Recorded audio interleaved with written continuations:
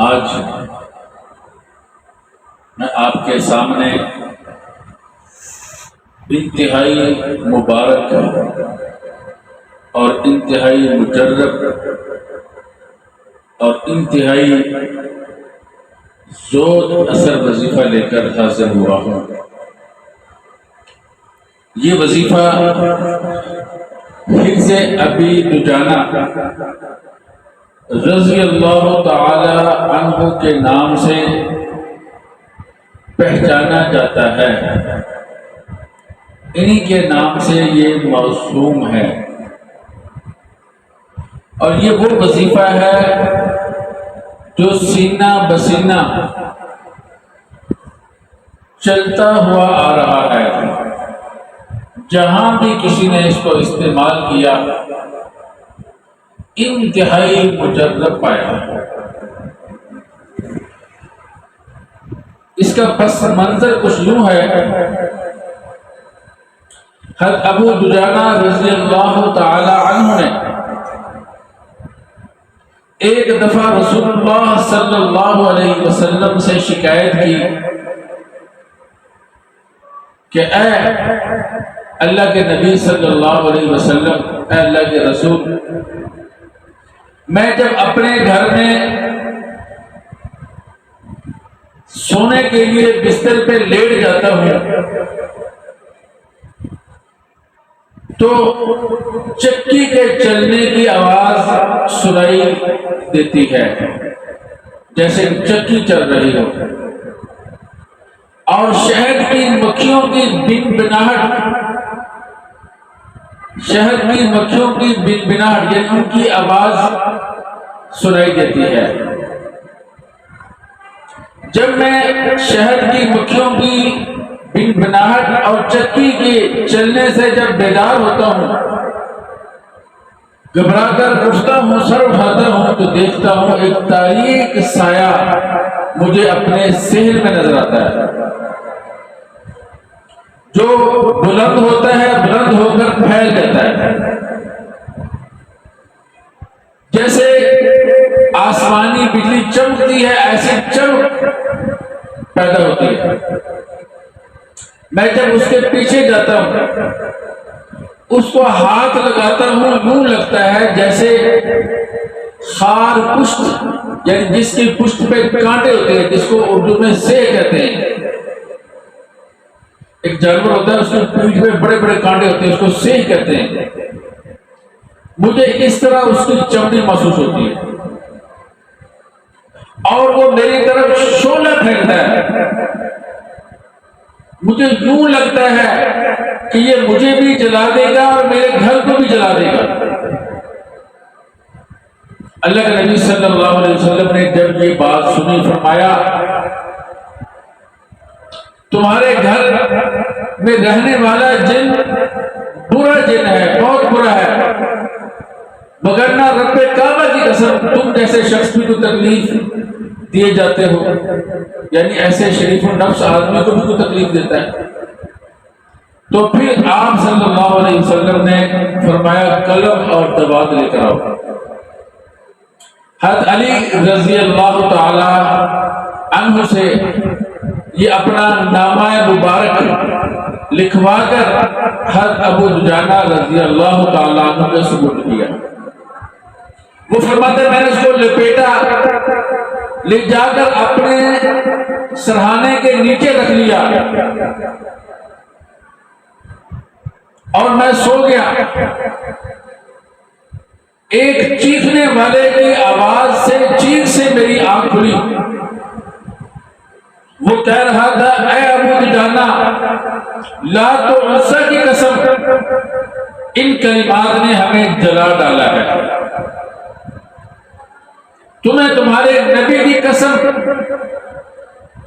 تم اس نامہ مبارک کو اٹھا لو، دوبارہ ہم تمہارے گھر میں نہیں آئیں گے، آئندہ تمہارے گھر کی طرف رخ نہیں کریں گے۔ اور ایک روایت میں ہے نہ تمہیں تکلیف دیں گے، نہ تمہارے پڑوسیوں کو، نہ جہاں پر یہ نامہ مبارک موجود ہوگا وہاں پر بھی تکلیف نہیں دیں گے، ان کے لوگوں کو بھی پریشان نہیں کریں گے۔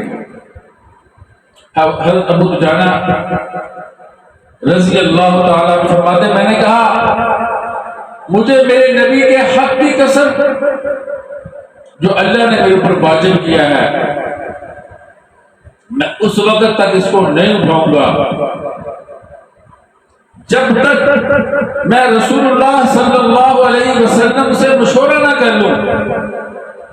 فرماتے ہیں پھر کیا تھا؟ جنات کے چیخنے، چلانے، رونے، بل بلانے، آہو زاری، تکلیف نے میرے اوپر میری رات لمبی کر دی، بہت لمبی رات کر دی۔ جب صبح ہوئی تو میں رسول اللہ صلی اللہ علیہ وسلم کے ساتھ جا کر نماز میں شریک ہوا۔ میں نے صبح کی نماز رسول اللہ صلی اللہ علیہ وسلم کے ساتھ پڑھی۔ میں نے جنات کا سارا معاملہ اور اپنی گفتگو رسول اللہ صلی اللہ علیہ وسلم کے سامنے پیش کر دی۔ آپ صلی اللہ علیہ وسلم نے فرمایا ابو دجانہ ان سے یہ خط اٹھا دو، اس ذات کی قسم جس نے مجھے نبی برحق بنا کر بھیجا، قیامت تک یہ عذاب کی تکلیف محسوس کرتے رہیں گے، قیامت تک۔ تو یہ بڑا عظیم الشان عمل ہے، انتہائی مجرد عمل ہے۔ بڑے بزرگ تھے محمد قطب الدین دہلوی، جنہوں نے حسن حسین کی شرح لکھی ہے، ظفر جلیل، انہوں نے بھی اس کو ذکر کیا، بہت سے علماء نے ذکر کیا۔ حکیم الامت مولانا تھانوی رحمۃ اللہ علیہ نے بہتے زیور میں بھی اس کو ذکر کیا۔ بہت سے علماء نے، بڑے بڑے علماء نے اس کو ذکر کیا ہے۔ اور یہ ایک رسالہ ہے، یہ جامع حقانیہ سے شائع ہوتا ہے۔ یہ 2008 کا رسالہ مئی کا، اس میں بھی آپ دیکھ لیجئے دلائل النبوہ للبیہقی کے حوالے سے انہوں نے بھی اس خط کو ذکر کیا ہے۔ تو بعض لوگوں نے یہ شوشہ چھوڑ دیا کہ یہ موضوع ہے، یہ حدیث موضوع ہے۔ وہ باقی اپنی زندگی میں تو ہر چیز حدیث سے جیسے معلوم کر کے وہ استعمال کر رہے ہوتے ہیں، مگر یہ والا خط ان کو موضوع نظر آیا، حالانکہ موضوع نہیں ہے۔ وہ جو شیخ جلال الدین سیوطی رحمۃ اللہ علیہ کی کتاب ہے اللآلی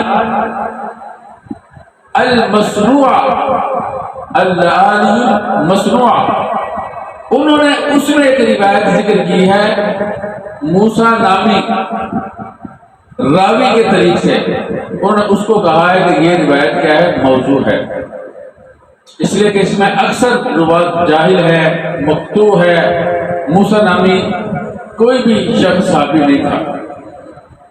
یہ دوسری روایت ہے، یہ علامہ بہقی رحمۃ اللہ علیہ کی ہے۔ یہ انہوں نے اس کا انتظام کیا ہے کہ اپنی کتاب میں کوئی بھی موضوع روایت نہیں لے کر آئیں گے۔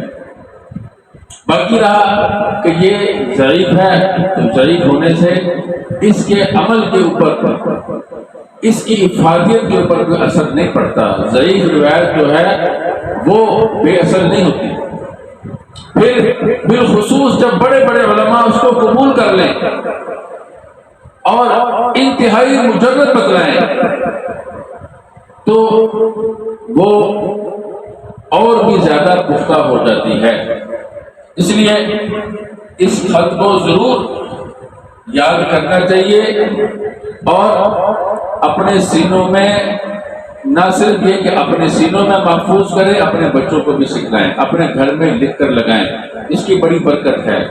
جنات کے ساتھ اللہ کے نبی حضرت نوح علیہ السلام نے بھی ایک عہد کیا تھا، حضرت سلیمان علیہ السلام نے بھی کیا تھا، نبی اکرم صلی اللہ علیہ وسلم کے ہاتھ پر بھی مسلمان ہوئے۔ تو ان کے ساتھ ایک عہد ہے، اس کی یہ خلاف ورزی کرتے ہیں تو یہ مارے جاتے ہیں۔ تو یہ اس نامہ مبارک میں، والا نامے میں وہ خاصیت ہے، اللہ کے فضل سے ان کو ایسی ہی تکلیف ہوتی ہے جیسا میں نے ابھی اس روایت کے اندر بیان کیا ہے۔ اس کے الفاظ کیا ہیں؟ الفاظ جو ہے یہ آپ غور سے سن لیجئے، میں آپ کو انہی الفاظ کے ساتھ بتلاؤں گا جن الفاظ کے ساتھ میں نے اپنے بزرگوں سے اس کو حاصل کیا۔ تو آپ سے بھی درخواست کروں گا کہ آپ بھی یہی الفاظ یاد کر لیں۔ اگر کوئی آدمی اس کا عمل بھی ہوتا ہے، عمل کرنا چاہتا ہے تو وہ عمل بھی کر سکتا ہے انشاءاللہ کسی وقت، اس کے بارے میں بھی بتلاؤں گا۔ فی الحال آپ اس کے الفاظ یاد کر لینا، نوٹ کر لیجیے۔ بسم اللہ الرحمن الرحیم۔ بسم اللہ ھذا کتاب من محمد رسول اللہ رب العالمین الى من ترک الدار من العمار والزوار والسائحین الا طارقا یترک بخیر یا رحمان۔ اما بعد فإن لنا ملك في الحق ساعة فإن تك عاشقا مولعا أو فاجرا مقتهما أو راعيا حقا مبتلا هذا كتاب الله ينطق علينا وعليكم بالحق إنا كنا نستنسخ ما كنتم تعملون اتركوا صاحب كتابي هذا فانطلقوا إلى عبدة الأوثان والأصنام وإلى من يزعم أن مع الله إلها آخر لا إله إلا هو كل شيء هالك إلا وجهه له الحكم وإليه ترجعون تقلبون حاميم لا تنصرون حاميم عين سين قاف تفرق أعداء الله وبلغت حجة الله ولا حول ولا قوة إلا بالله فسيكفيكهم الله وهو السميع العليم وصلى الله تعالى على خير خلقه سيدنا ومولانا محمد وعلى آله وأصحابه أجمعين برحمتك يا أرحم الراحمين۔ جس طرح آخر میں درود شریف میں نے پڑھا ہے، شروع میں بھی کوئی درود شریف آپ پڑھ سکتے ہیں۔ آپ کی آسانی کے لیے میں کوشش کروں گا کہ اس خط کو ویڈیو کے بالکل آخر میں بھی لگا دیا جائے۔